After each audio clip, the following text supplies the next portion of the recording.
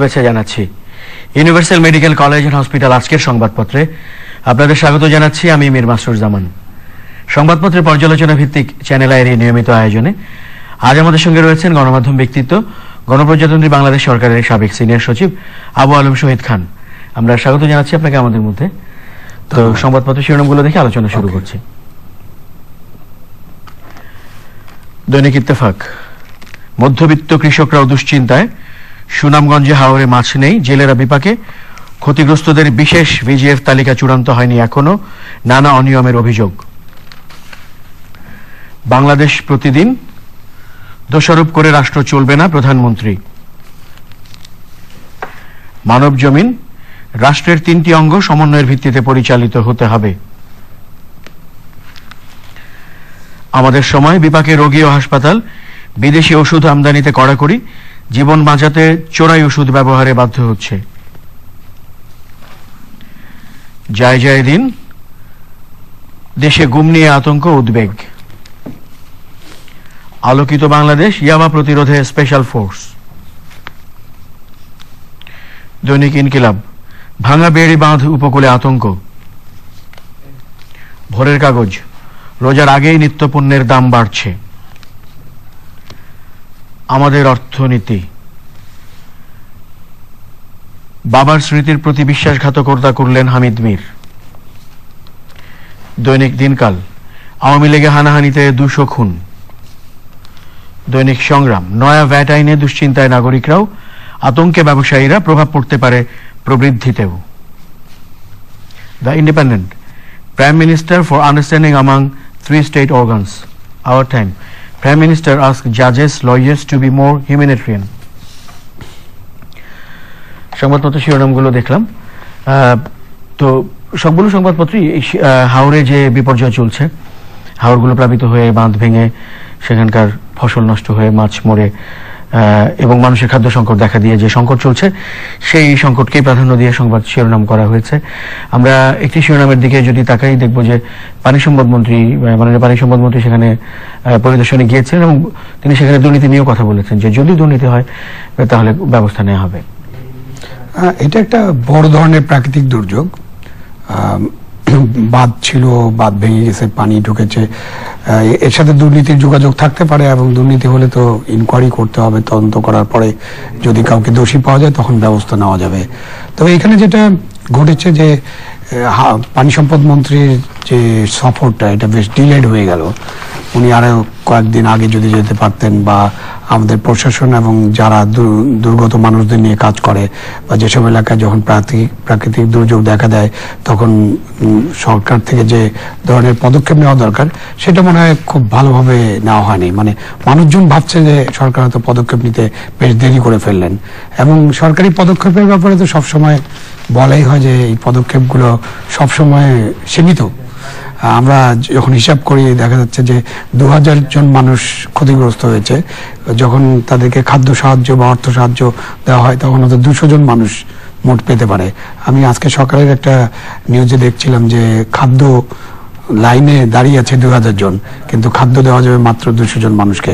কম দামের যে চাল আটার কথা বলছি। তো এই আসলে আমাদের দেশের মানুষরা কিন্তু দুর্গত অবস্থা থেকে নিজেদের সংগ্রামে, নিজেদের চেষ্টায় বেরিয়ে আসে। সরকারের যে একটু সহযোগিতা করা দরকার, বা অন্যান্য প্রতিষ্ঠানের, সাধারণ মানুষেরও এগিয়ে যাওয়া উচিত সহযোগিতা করার জন্য। সেই সহযোগিতাটা মনে হয় আর একটু বিস্তৃত হলে ভালো হয়। আপনি যেমন বলছিলেন, বিভিন্ন রাজনৈতিক, সামাজিক, সাংস্কৃতিক সংগঠন এবং বেসরকারি উন্নয়ন সংগঠন সহ এই যে মানে সরকারের বাইরে সবাইকে, সেই তৎপরতা কেমন দেখছেন, কি মনে হচ্ছে? সেই তৎপরতা খুব একটা দেখা গেছে বলে তো আমি দেখছি না মিডিয়াতে। খুবই সামান্য তৎপরতা। সরকারের তৎপরতা যেমন একটু ঢিলে ঢালা, সেরকম সবারই তৎপরতা একটা ঢিলে ঢালা। মনে হয় যে হাওড় যে আমাদের একটা বিরাট এলাকা এবং এখানে যে বিশাল ফসল ঘটেছে, এইটা খুব একটা বড় ধরনের আলোড়ন সৃষ্টি করতে পারেনি জনমানসে। এটা দুঃখজনক। এর বাইরে আরেকটি প্রধান শিরোনাম, বিচার প্রার্থীদের প্রতি আরো মানবিক হন বিচারক, আইনজীবীদের প্রতি মাননীয় প্রধানমন্ত্রী শেখ হাসিনা বলেছেন। একই ক্ষেত্রে তিনি একই জায়গায় আরো কয়েকটি কথা বলেছেন। সমন্বয়ের কথা বলেছেন, আইন বিভাগ, বিচার বিভাগ, প্রশাসনের মধ্যে সমন্বয়ের কথা বলেছেন। আইন সহায়তা দিবস ছিল, সেই দিবসটিকে ঘিরে তিনি কথাগুলো বলেছেন।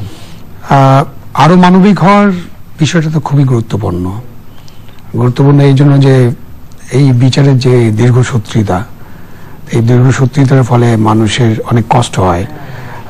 যারা বিচার প্রার্থী হন তাদের তো পয়সা খরচ করতে হয়, কিছু ব্যয় করতে হয়, এবং অনেক দীর্ঘসূত্রিতার কারণে অনেক বিচারে দেখা গেছে যে ছোট্ট একটা বিচার পাওয়ার জন্য, ধরুন যদি আমরা একটা সাধারণ উদাহরণ নেই, 1 বিঘা জমি নিয়ে আমি মামলা চলছে এবং এই মামলা চলছে বংশ পরম্পরায়। দেখা যাচ্ছে যে যে ব্যক্তি ন্যায় বিচারের জন্য মামলা করেছেন তার আরো 20 বিঘা জমি বিক্রি করতে হয়েছে এই বিচার পাওয়ার জন্য। তো বিচারকদের এবং যারা বিচার ব্যবস্থার সাথে জড়িত তাদের মানবিক হওয়াটা খুব জরুরি। জরুরি এই কারণেও যে খুব উচ্চ আদালতে আপনি যখন বিচার প্রার্থী হবেন কেউ, তখন কিন্তু অনেক খরচ, ব্যারিস্টার সাহেবদের বা অ্যাডভোকেট সাহেবদের এত বেশি পরিমাণ টাকা দিতে হয় যেটা অনেকে সেই বিচারের পাবার জন্য তাদের কাছে যেতেই পারেন না। সেটাও বোধহয় তিনি ইঙ্গিত করেছেন, আমি জানি না পরিষ্কারভাবে বলেননি, বাট মানবিক হওয়ার এই 2টা জায়গা আছে যেখানে বিচারকরা একটু দ্রুত বিচারটা সম্পন্ন করার চেষ্টা করবেন। আর যারা বিচার দেওয়ার জন্য যাদেরকে নিয়োগ করতে হয়, উকিল, অ্যাডভোকেট, ব্যারিস্টার, তারা ক্লায়েন্ট বুঝে যেরকম মক্কেল সেরকম টাকা যদি নেন তাহলে হয়তো মানবিক হবে। আর পরের বিষয়টা তো খুবই গুরুত্বপূর্ণ, এটা অনেক পুরাতন কথা যদিও, যে রাষ্ট্রের 3টে বিভাগের মধ্যে সমন্বয় থাকতেই হবে। সমন্বয়হীনতা ডেভেলপ করলে রাষ্ট্র ব্যবস্থা যেভাবে পরিচালিত হয় সেটি বাধাগ্রস্ত হবে। সুতরাং আমাদের শাসন বিভাগ, আইন বিভাগ এবং বিচার বিভাগ, এই 3টের মধ্যে একটা ভালো সমন্বয় থাকা প্রয়োজন এবং থাকতেই হবে। আমরা যেমন দেখছিলাম যে মানে প্রধান বিচারপতির কিছু সাম্প্রতিক কিছু বক্তব্য এবং তারপর আইনমন্ত্রীরও কিছু বক্তব্য এই একটি প্রেক্ষাপট তৈরি করেছে এই বিষয়গুলোকে আবারও এতটা সামনে নিয়ে আসার। হ্যাঁ, মাননীয় প্রধান বিচারপতি তো মাঝে মাঝে বেশ কিছু কথা বলেন, কিছু কথা খুবই প্রশাসনিক দিক থেকে অসহযোগিতা কিংবা চাপ এরকম কথা। আমি জানি না প্রশাসনিক দিক থেকে কতটা অসহযোগিতার কারণে উনি এরকম একটা মন্তব্য করতে বাধ্য হয়েছেন। আমার মনে হয় না যে প্রশাসনের দিক থেকে বিচার বিভাগকে অসহযোগিতা করার একেবারে ইচ্ছাকৃত কোনো উদ্যোগ আছে। কোনো কোনো সময়ে এটা এমন হয় যে কোনো কোনো সিদ্ধান্ত নিতে বেশ কিছু পদক্ষেপ নিতে হয় এবং সিদ্ধান্ত ফাইনালি কিন্তু মন্ত্রিসভার অনুমোদন প্রয়োজন হয়। কোনো কোনো ক্ষেত্রে মাননীয় প্রধানমন্ত্রী এবং রাষ্ট্রপতির অনুমোদনের প্রয়োজন হয়। সুতরাং যত দ্রুত একটা সিদ্ধান্ত চাওয়া হয় তত দ্রুত সিদ্ধান্ত দেওয়া সম্ভব হয় না। বিশেষ করে সিদ্ধান্তগুলো যদি অর্থ সংশ্লিষ্টতা থাকে, ধরুন কারো বেতন 2 গুণ 3 গুণ 4 গুণ বাড়াতে হবে, কারো ভাতা কয়েকটা ভাতা বাড়াতে হবে, কারো এখনো তো গাড়ি আছে টয়োটা গাড়ি, তাকে পাজেরো 3600 সিসির গাড়ি দিতে হবে। এগুলো কিন্তু আর্থিক সিদ্ধান্ত এবং এই সিদ্ধান্তগুলো একেবারে সর্বোচ্চ পর্যায় থেকে অনুমোদিত হতে হয় এবং অর্থ মন্ত্রণালয়ের অনুমোদন থাকে। শুধুমাত্র বিচার মন্ত্রণালয় অথবা জনপ্রশাসন মন্ত্রণালয়, একটা মন্ত্রণালয় এই কাজটা করতে পারে না। সেক্ষেত্রে আমাদের মনে হয় একটু ধৈর্য ধরে দেখতে হবে বিষয়গুলোকে। বিচার প্রক্রিয়া নিয়ে যে কথাটি এখানে আমরা দেখতে পাচ্ছিলাম এবং মাননীয় প্রধানমন্ত্রী শেখ হাসিনা তার বক্তব্যে নিজেও বলেছেন যে প্রক্রিয়াটিকে ডিজিটাইজ করা, আরো সহজ করে দেওয়া, কেননা ওই যে জটিলতা, প্রক্রিয়াগত যে সমস্যাগুলো সেগুলো সাধারণ মানুষকে বিচার থেকে খানিকটা। হ্যাঁ, ডিজিটাইজেশন ইজ এ মাস্ট। কারণটা হচ্ছে যে আপনি যে কোনো একটা নকল তোলার জন্য যদি 15 দিন 20 দিন 1 মাস চলে যায়, তারপরে আপনার রায় লেখা নিয়ে তো অনেক মিথ আছে, আমি অনেক সত্য কথা আছে, অনেক মিথও আছে। যে কোনো কোনো বিচারপতি অবসরে যাওয়ার পরেও কিন্তু মানে শত শত মামলার রায় উনি এখনো জমা দেন নেই বা জমা দিতে অনেক বিলম্ব করেছেন। এখন রায়টা জমা হওয়ার পরে নকল পাওয়া এবং সেই নকল পাওয়ার পরে কিন্তু আবার আপিলে যাওয়া, তো এটা তো বিচারের একটা পদ্ধতি। সো এইগুলো যত দ্রুত হবে, বিচারক যদি আদালতে রায় ঘোষণা করেন তখনই যদি এটা টেপ রেকর্ড হয়ে যায়, এবং আমাদের এখন টেপ রেকর্ডার থেকে ডাইরেক্টলি এটা কিন্তু প্রিন্টে যাওয়া সম্ভব। কম্পিউটার ডিজিটাইজেশন এত উন্নতি হয়েছে যে ভয়েস রেকর্ড করে ওইটাই সঙ্গে সঙ্গে হতে পারে এবং খুব দ্রুত এটা বিচারকের কাছে পাঠানো সম্ভব এবং তিনি দেখে এটা ফাইনাল করে দিতে পারেন। তো এটা ডিজিটাইজ হলে আমার মনে হয় যে বিচারের যে বিলম্বটা ঘটছে, দীর্ঘসূত্রিতা, ওটা অনেকাংশে কমে যাবে। তবে এটার জন্য অনেক পদক্ষেপ নেওয়ার প্রয়োজন আছে। যারা এখন টাইপ করেন তাদের কম্পিউটার ট্রেনিং দেওয়া, ভয়েস কিছু উন্নত প্রযুক্তি ব্যবহার করা, বিচারকদের নিজেদেরও কম্পিউটার ব্যবহার করার যে বিষয়টা সেটাও আছে। কেন অনেক বিচারপতি তারা কখনোই হয়তো কম্পিউটার ব্যবহারই করেন নাই। তো সো এটা একটু সময় লাগবে, বাট এটা করা গেলে খুব ভালো হয়। আপনি প্রশাসনের গুরুত্বপূর্ণ দায়িত্বে ছিলেন সরকারের পর্যায়ে। আমরা দেখতে পাচ্ছি যে এখানে একটি শিরোনাম রয়েছে বাংলাদেশ প্রতিদিন, যেটি আমাদের চোখে পড়েছিল, যে সমন্বয় নেই 56 সেবা খাতের, এবং তারপরে নিচে লেখা হয়েছে রাস্তা খোঁড়ো টাকা কামাও। এবং রাজধানী জুড়ে আমরা যে চিত্র এখন দেখতে পাচ্ছি রাস্তাঘাটের, সেটিকে এখানে ছবি সহ এখানে তুলে ধরা হয়েছে। এটা আমাদের দেশে অনেক পুরানো সমস্যা, এই সমস্যাটা একদম নতুন এরকম নয়। উন্নয়নশীল দেশে কিন্তু এই সমস্যাটা থাকবেই। সিঙ্গাপুরের মতো একটা উন্নত দেশে বা Australia, Canada, China, Japan, America, সব জায়গায় উন্নত দেশে কিছু উন্নয়নমূলক কাজ টাজ করতে হয়। তাদের তো যে কাজটা করা আছে তাদের মেইনটেন্সের জন্য মাঝে মধ্যে কিন্তু কয়েকটা রাস্তা বন্ধ করে দিতে হয়। আমাদের দেশে কিন্তু মেইনটেন্স আসল বিষয় না, আমাদের দেশে উন্নয়নটাই বড় বিষয়। যেখানে আমরা দেখি গুলশানে আগে ছোট ছোট বাড়িঘর ছিল, তখন যে সুয়ারেজ পাইপলাইন বা ওয়াটার পাইপলাইন দেওয়া হয়েছিল, একটা বাসায় একটা কানেকশন ছিল, হয়তো সেই বাসায় 1000 লিটার পানি ব্যবহার হতো বা 2000 লিটার পানি ব্যবহার হতো। সেখানে এখন বিশাল অট্টালিকা, 20 তলা বিল্ডিং, 4টা ফ্ল্যাট, 80টা ফ্ল্যাট। এখন সেই বাসায় প্রায় 50 গুণ বা 100 গুণ বেড়ে গেছে পানির চাহিদা। তো ওই পাইপলাইনে তো পানি দেওয়া সম্ভব না, সুতরাং এটা করতেই হবে। এবং সেই জন্যই এই খোঁড়াখুঁড়িটা হয়, এবং প্রতি বছরই খোঁড়াখুঁড়ি হয়। আমরা অনেকবার এটা চেষ্টা করা হয়েছে যে কিভাবে এই খোঁড়াখুঁড়িটাকে এক সূত্রে বাঁধা যায়, এক সূত্রে বাঁধা যায় না। আসলে মানে আমরা মনে করি সমন্বয় বলে আমরা অনেকবার কথা বলেছি, অনেকে হইচই করেছি, মিডিয়াতে অনেকবার কথা বলা হয়েছে, কিন্তু এক এক মন্ত্রণালয়ের প্রোগ্রাম এক এক সময় থাকে। যখন ওয়াসার প্রোগ্রাম চলছে তখন টেলিফোন ডিপার্টমেন্টের ওই এলাকায় কোনো প্রোগ্রাম থাকে না। যখন টেলিফোন ডিপার্টমেন্টের প্রোগ্রাম চলছে তখন ওই এলাকায় বিদ্যুৎ বিভাগের আন্ডারগ্রাউন্ড টানেলের কোনো পরিকল্পনা থাকে না।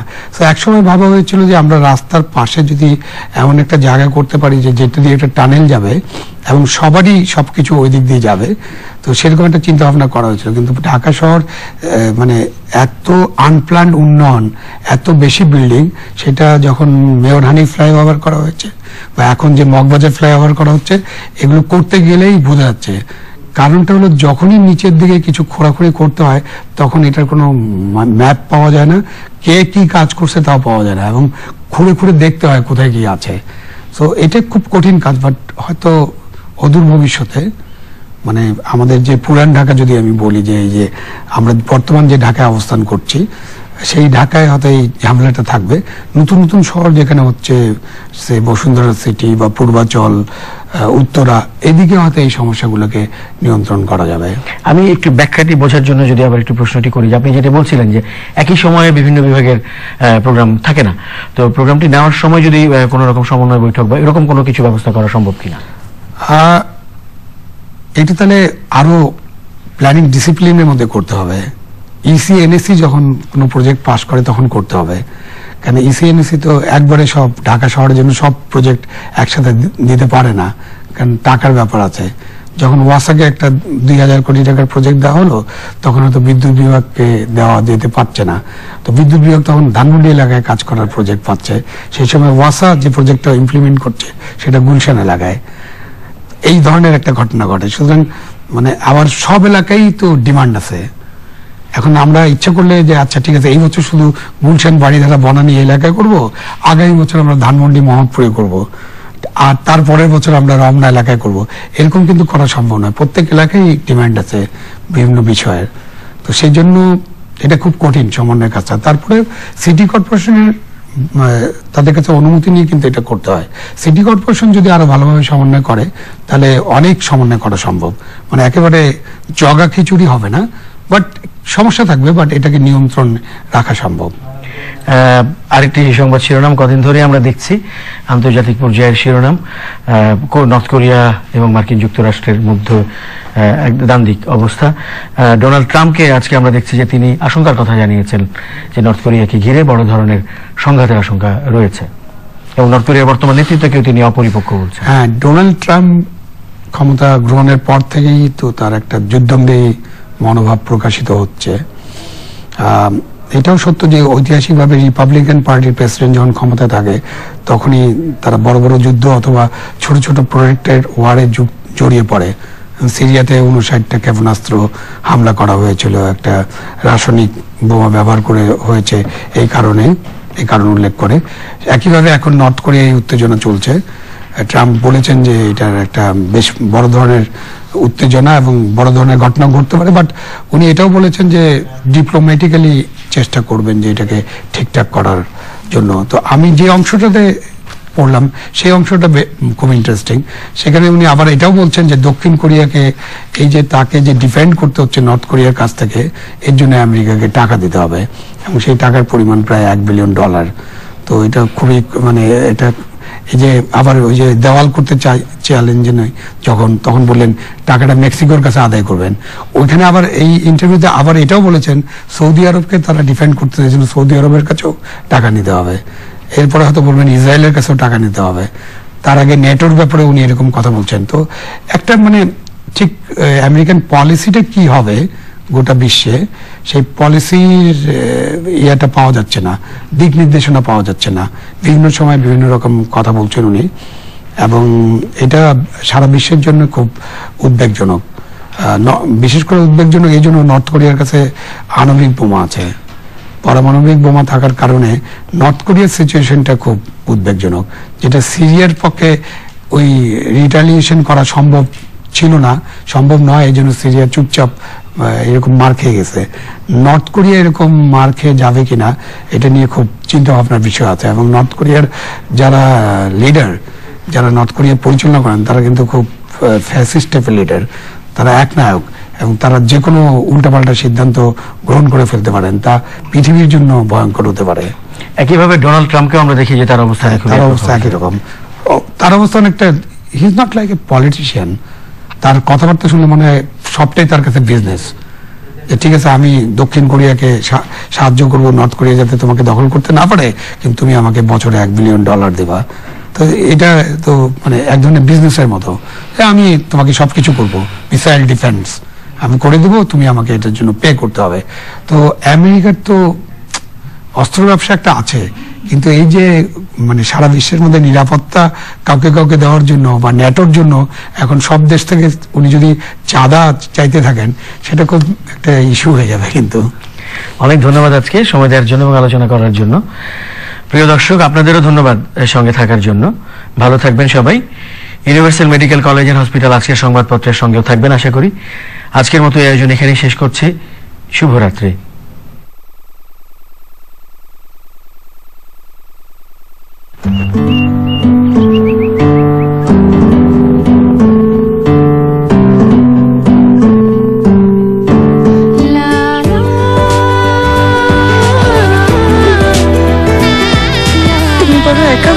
বাবা, নিজের দিকে খেয়াল রেখো। তুমি নিজের দিকে খেয়াল রেখো। মেয়েটাও বিদেশ চলে গেল। আঙ্কেল, নিজের দিকে খেয়াল রাখবেন।